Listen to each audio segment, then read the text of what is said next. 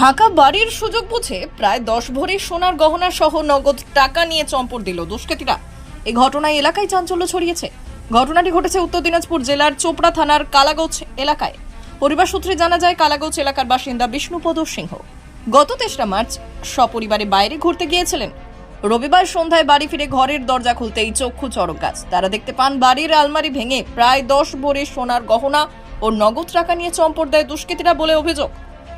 এই ঘটনায় এলাকায় চাঞ্চল্য ছড়িয়েছে। গোটা ঘটনায় চোপড়া থানায় লিখিত অভিযোগ দায়ের করেন পরিবারের সদস্যরা। অভিযোগের ভিত্তিতে ঘটনার তদন্ত শুরু করেছে পুলিশ। কি হয়েছে বলতে, গত 3 মার্চের 3 তারিখে আমরা পরিবারের সবাই মিলে, বাড়িতে কেউ ছিল না, সবাই মিলে আমরা পুরী চলে গেছিলাম ঘুরতে।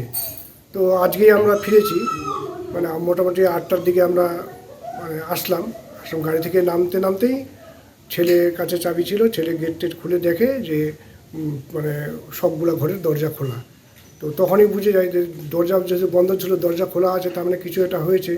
ও এসে ঘরে দেখে যে সব কিছু চুরি হয়ে গেছে। ও ঘর থেকে চিল্লানো শুরু করছে, বাবা মা আমাদের সব চুরি হয়ে গেছে, কিচ্ছু নাই। তো তারপরে আমরা তো সব ব্যাগ ট্যাগ সব ফেলে টেলে দিয়ে বাইরেই রেখে দিয়ে আমরা ঘরে এসে দেখলাম এই ব্যাপার।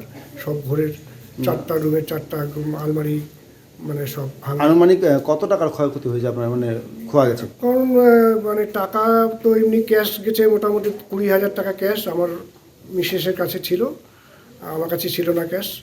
আর মোটামুটি 8 থেকে 10 ভরি সোনা। আর অন্য কিছু নিচে কিনা সেটা তো আমরা এখনো দেখিনি। কোন জায়গায় হয়েছে ঘটনাটা? ওই তো কালাগঞ্জে, এই বাড়ি তো এটাই আমাদের, এই বাড়িতেই হয়েছে।